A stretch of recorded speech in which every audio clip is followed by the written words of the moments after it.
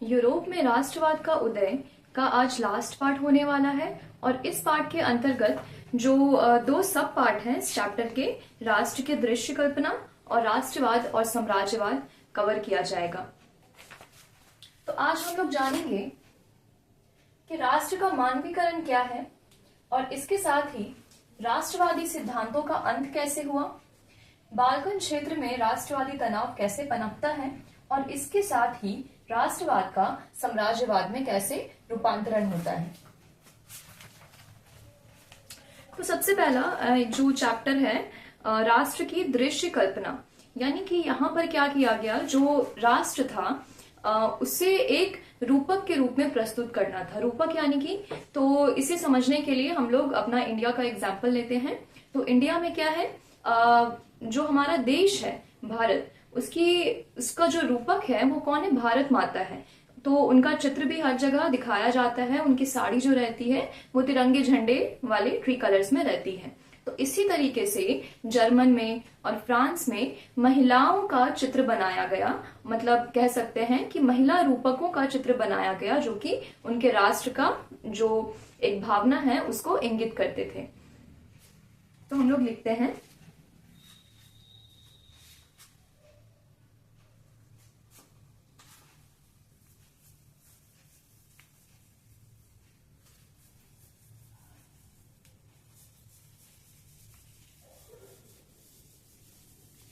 तो पहला क्या होगा,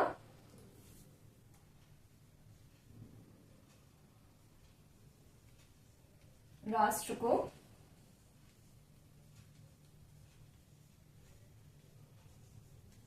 नारी रूपक में प्रस्तुत किया गया। और ये एक तरीके का मूर्त स्वरूप था। मूर्त स्वरूप क्या होता है, जीता जागता मानव का शरीर कह सकते हैं। उसी तरीके से इन्हें पेश किया गया। ये एक तरीके का मूर्त स्वरूप था।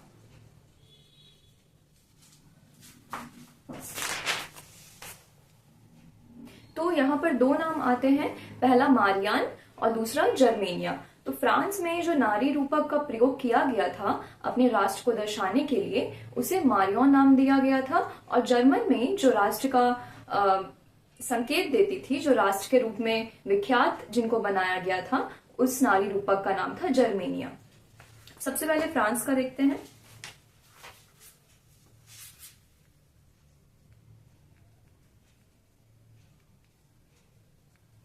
तो फ्रांस में जो मारियन नाम दिया गया था वो 19वीं शताब्दी में दिया गया था।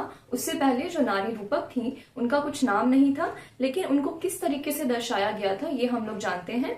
तो सबसे पहले जो नारी रूपक थी उनको स्वतंत्रता का प्रतीक माना गया। एक गणतंत्र इलाके की जो प्रतिनिधित्व करेंगी उनका स्वरूप माना गया, और उसके साथ ही एक अच्छी न्याय व्यवस्था का भी स्वरूप उनको कहा गया।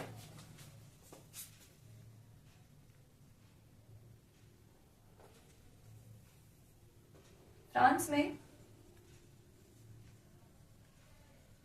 जो नारी रूपक थी वो किनका नेतृत्व करती थी, स्वतंत्रता, गणतांत्रिक विचार, और इसके साथ हम लोग क्या कह सकते हैं, न्याय।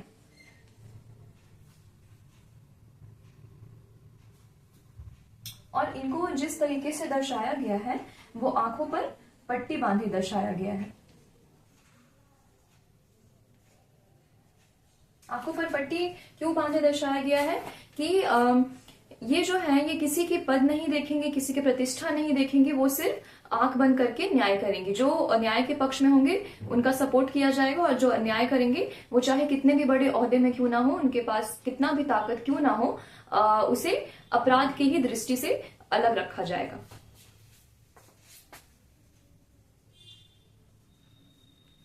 न्याय हेतु, और साथ में इनके हाथ में तराजू दिखाया गया है जो कि न्याय का प्रतीक है। ये भी न्याय का,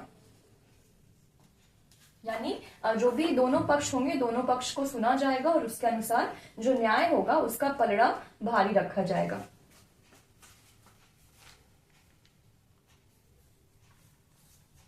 अब 19वीं शताब्दी में जो इनका रूप रहता है वो उनका नाम रख दिया जाता है मारियन।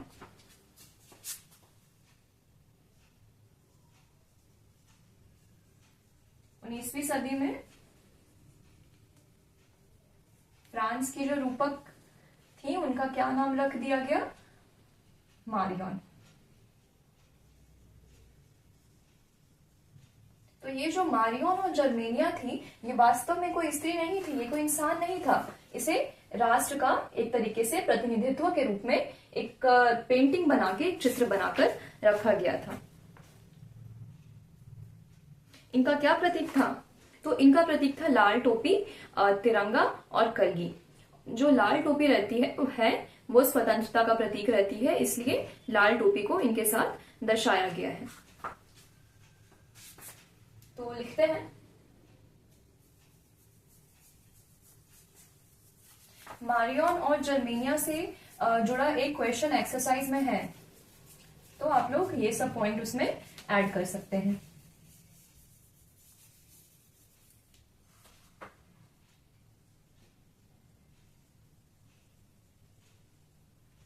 तो मारियन को दर्शाया गया लाल टोपी, साथ में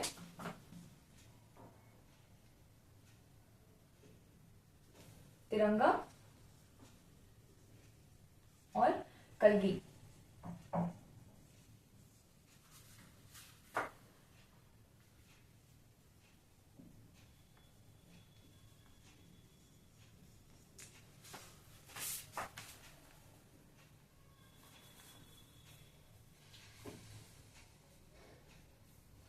और जो लाल टोपी रहती है वो किसका प्रतीक रहती है?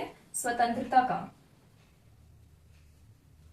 तो इनका जो रूप था उसे सार्वजनिक चौक पर लगा दिया गया, टिकटों में लगा दिया गया, और इसके अलावा जो सिक्के थे उसमें भी लगा दिया गया, ताकि लोगों के मन में अपने राष्ट्र के प्रति एक राष्ट्रवाद की भावना के रूप में एक रूपक बना रहे।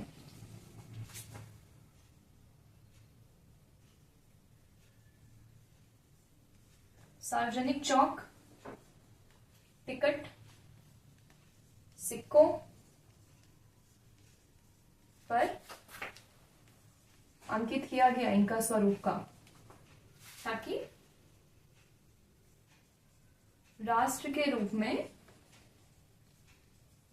छवि बनी रहे।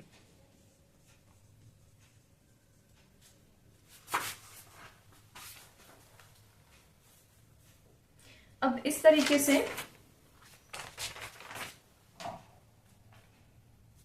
हम लोग जर्मन का पढ़ते हैं।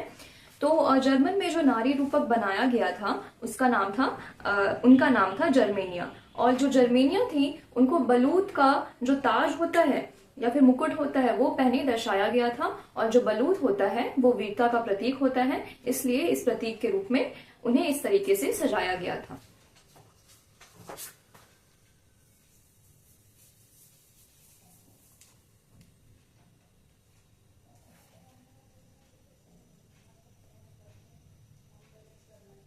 ये सेकंड है जर्मेनिया। तो जर्मेनिया जो थी वो जर्मन की नारी रूपक, और इन्हें किस तरीके से दर्शाया गया था? बलूत के पत्तों का मुकुट पहने। क्यों? क्योंकि बलूत जो है वो किसका प्रतीक है? वीरता का प्रतीक है।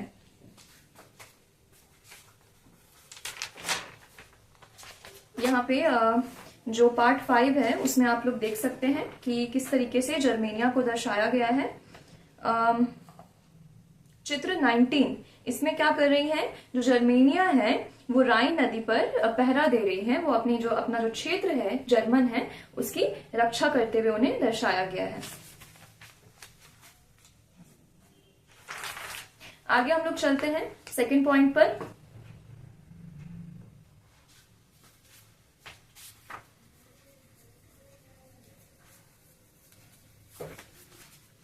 तो हम लोग पार्ट 2 में चलते हैं, राष्ट्रवादी सिद्धांत का अंत।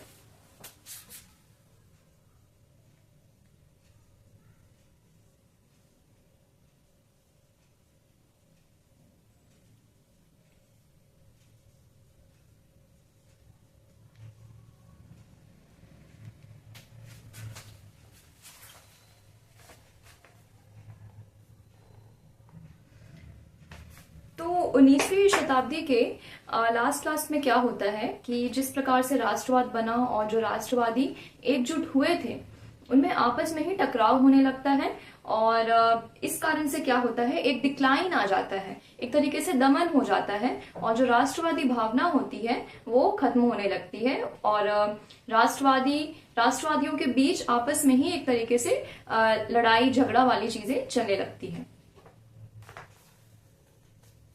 क्या लिख सकते हैं, जो उदारवादी और जो राष्ट्रवादी आदर्श नहीं रहा,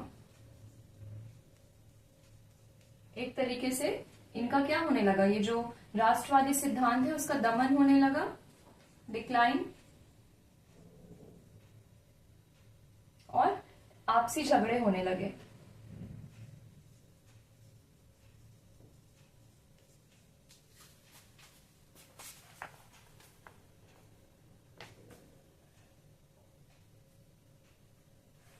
ठीक है, तो ये पॉइंट में ज्यादा नहीं है, इतना ही है। अब हम लोग अगले पॉइंट पे चलते हैं कि बाल्कन क्षेत्रों में राष्ट्रवादी तनाव कैसे फैला।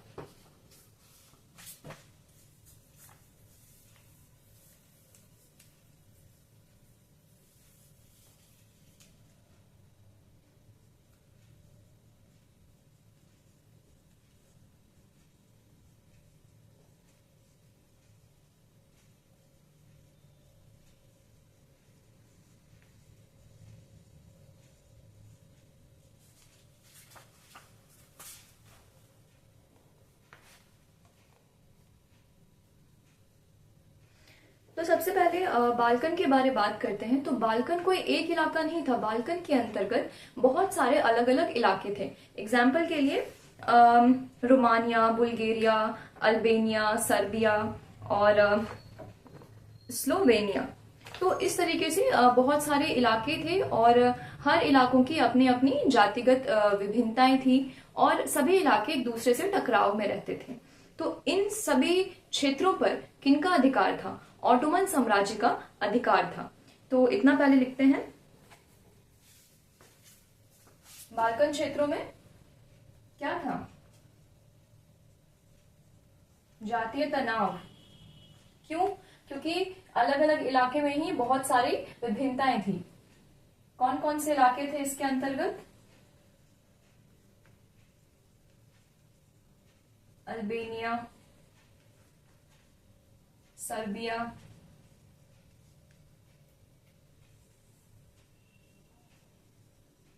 रोमानिया, बुल्गारिया,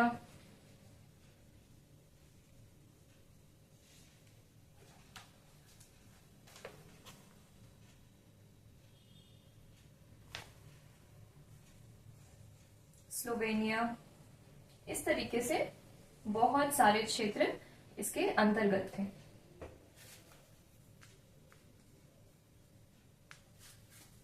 और इन सब पे किनका था अधिकार?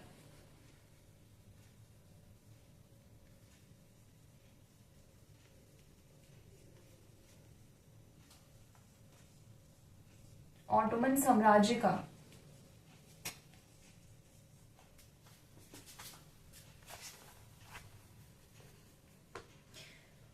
यहाँ के जो निवासी होते हैं संपूर्ण बाल्कन क्षेत्र के, उनको एक नाम दिया जाता है स्लाव।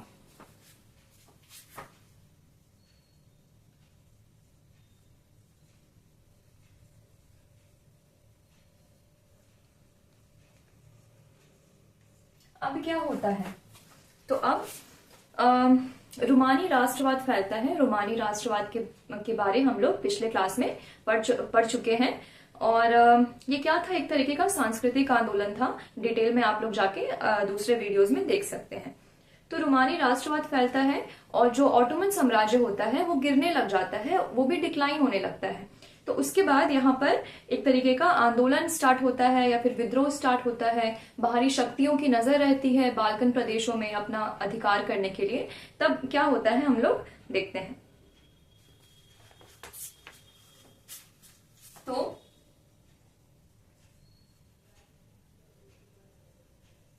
रोमानी राष्ट्रवाद फैलता है, और जिससे क्या होता है, ऑटोमन ऑटोमन साम्राज्य जो होता है उसका अंत होने लगता है।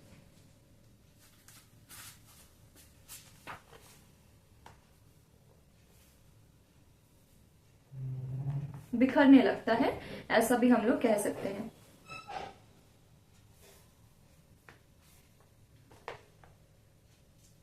अब जो बाल्कन के अलग अलग इलाके थे, सभी आपस में एक दूसरे से नफरत करते थे, चाहते थे कि इनका इलाका जो है वो हमारी सत्ता में आ जाए और अपना एक स्वतंत्र राष्ट्र बन जाए। इस तरीके से जितने भी इलाके के जो भी सत्ताधारी थे, छोटे छोटे सत्ताधारी, वो सब उस दूसरे इलाकों पर नजर गड़ाए बैठे थे। और इन्होंने क्या किया, इन्होंने जो राजनीतिक सत्ता है उसके अधिकार को राष्ट्रवाद के अधिकार से जोड़ दिया। यानी कि अगर हम उस इलाके पर कब्जा कर लें तो हम राष्ट्रवाद की भावना को फॉलो कर रहे हैं, ऐसा लोगों के मन में डाला गया। देखते हैं।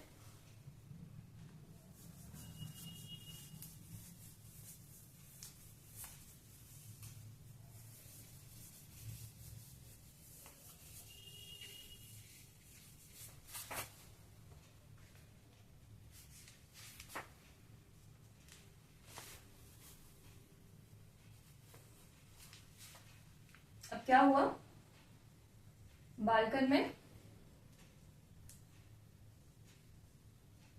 राजनीतिक फैलाव को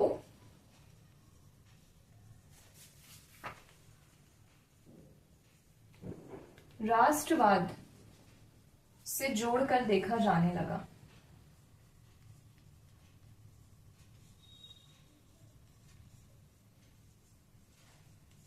क्या था, बाल्कन के जो इलाके थे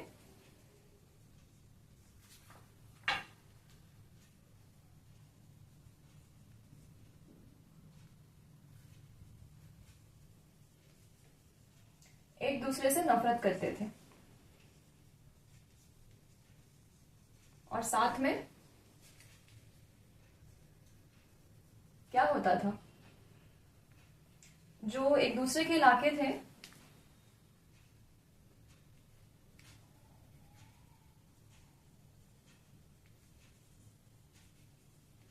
दूसरे के इलाकों को हथियाने का प्रयास करने लगे।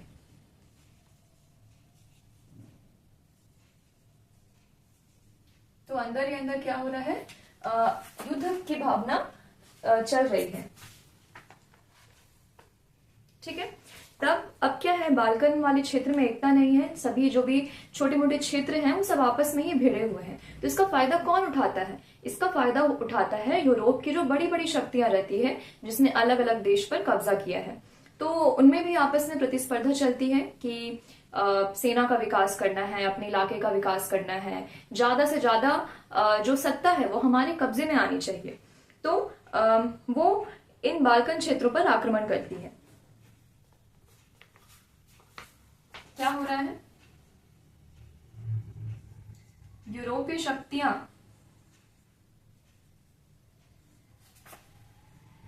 क्या चाह रही हैं, बाल्कन पर आक्रमण करती है।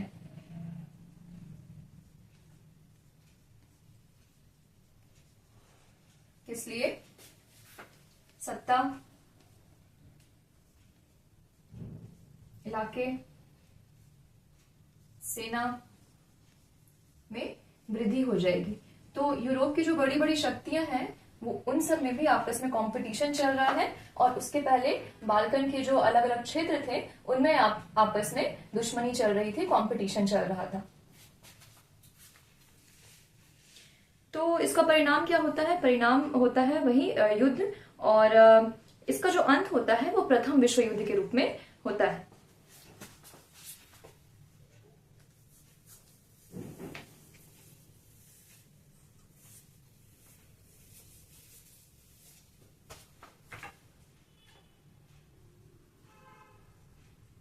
परिणाम, प्रथम यस, पहले तो युद्ध लिखते हैं और युद्ध के बाद वो किसमें परिवर्तन होता है, प्रथम विश्व युद्ध में।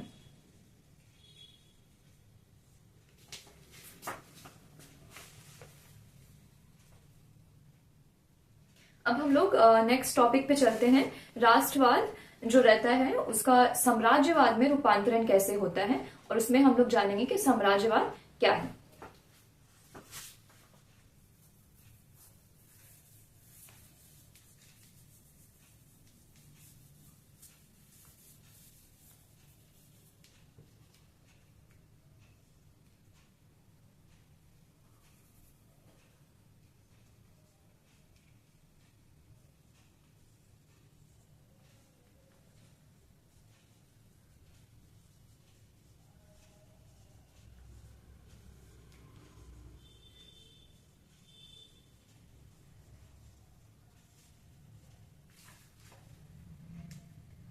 तो जैसे जैसे समय बीतता जाता है वैसे वैसे जो राष्ट्रवाद के अर्थ होते हैं उनमें बदलाव होते जाते हैं। पहले जो था वो राष्ट्रवाद क्या था, राष्ट्र के प्रति समर्पण की भावना। उसके बाद क्या था, निरंकुशवाद का अंत था। उसके बाद राजशाही जो थी उसका अंत करना था, अपने अधिकार मिलने थे, शुल्कों की समाप्ति करनी थी। अब राष्ट्रवाद जो हो गया है उसका अर्थ है साम्राज्यवाद। साम्राज्यवाद यानी कि अपने जो इलाके हैं, अपने जो क्षेत्र है उसका प्रचार प्रसार करना है, और अपना जो इलाका है उसको एक स्वतंत्र राष्ट्र का दर्जा दिया जाना चाहिए, यानी कि उस पे किसी बड़ी शक्ति का आधिपत्य नहीं होना चाहिए और उसे एक अलग देश के रूप में मान्यता मिलनी चाहिए। तो पहले लिखते हैं साम्राज्यवाद।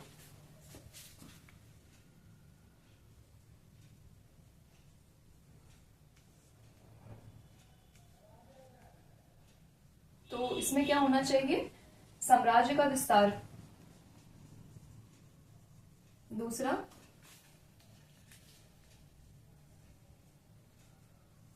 स्वतंत्र राष्ट्र के रूप में मान्यता, यानी कि किसी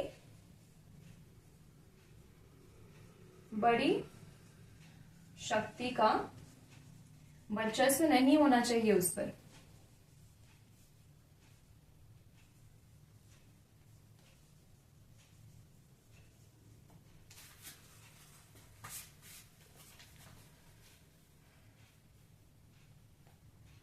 तो होता क्या है कि यूरोप की जो बड़ी बड़ी शक्तियां रहती हैं, बड़े बड़े जो राष्ट्र रहते हैं, जैसे कि जर्मन हो गया, और इसके अलावा और भी कुछ कुछ क्षेत्र थे। जर्मन में जो महत्वपूर्ण क्षेत्र था वो प्रशा था, और इन क्षेत्रों ने क्या किया था, बहुत सारे क्षेत्रों को उपनिवेश बना के रखा था। जैसे कि ब्रिटेन का बात हो गया, तो ब्रिटेन ने क्या किया था, स्कॉटलैंड हो गए, आयरलैंड हो गए, इन सब पे अपना वर्चस्व स्थापित करके उसे ब्रिटेन में ही संगठित कर लिया था। तो इस तरीके के जो भी क्षेत्र थे,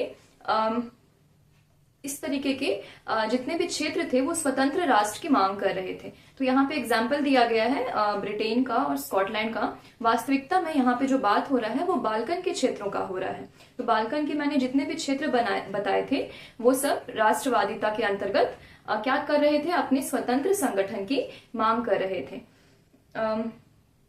तो जो भी राष्ट्र को उपनिवेश बनाया गया है, उपनिवेश बनाया जाना यानी कि उन क्षेत्रों पर किसी बड़ी शक्ति का आधिपत्य है। तो उपनिवेश वाले जितने भी क्षेत्र थे वो सब आंदोलन करने लगते हैं कि हमें अपना जो क्षेत्र है वो स्वतंत्र राष्ट्र के रूप में मान्यता प्राप्त होनी चाहिए।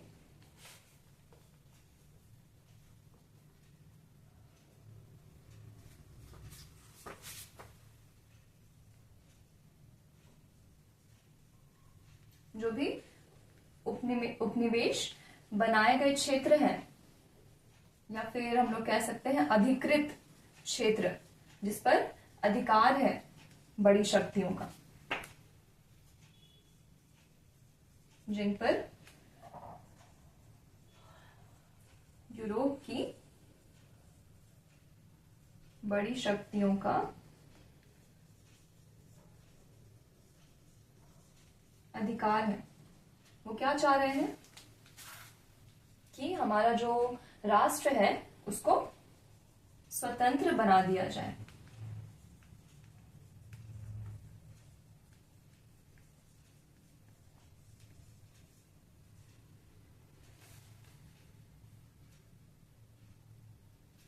और विरोध किस चीज का कर रहे हैं, साम्राज्यवादी प्रभुत्व का, यानी कि साम्राज्यवादी प्रभुत्व को इस तरीके से समझाया जाए कि मान लीजिए एक इलाका है तो उसने 10 अलग अलग इलाकों पर कब्जा किया है, तो जिस इलाके ने कब्जा किया है उसका क्या है, साम्राज्यवाद का प्रभुत्व है, उसने क्या किया है, सब पे नियंत्रण हासिल किया है। तो जो छोटे छोटे इलाके हैं वो इस चीज का विद्रोह करेंगे कि हम पर प्रभुत्व स्थापित मत करो। तो यहाँ पे क्या होता है, साम्राज्यवादी प्रभुत्व का विरोध करते हैं ये लोग।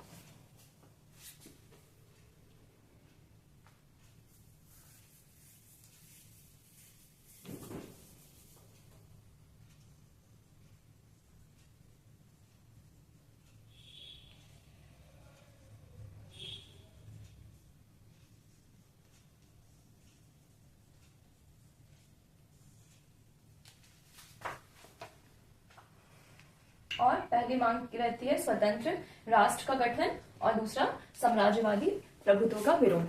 तो यहाँ पे हिस्ट्री का चैप्टर 1 यूरोप में राष्ट्रवाद का उदय हमारा खत्म होता है और अगले क्लास में हम लोग चैप्टर 2 की तरफ बढ़ेंगे।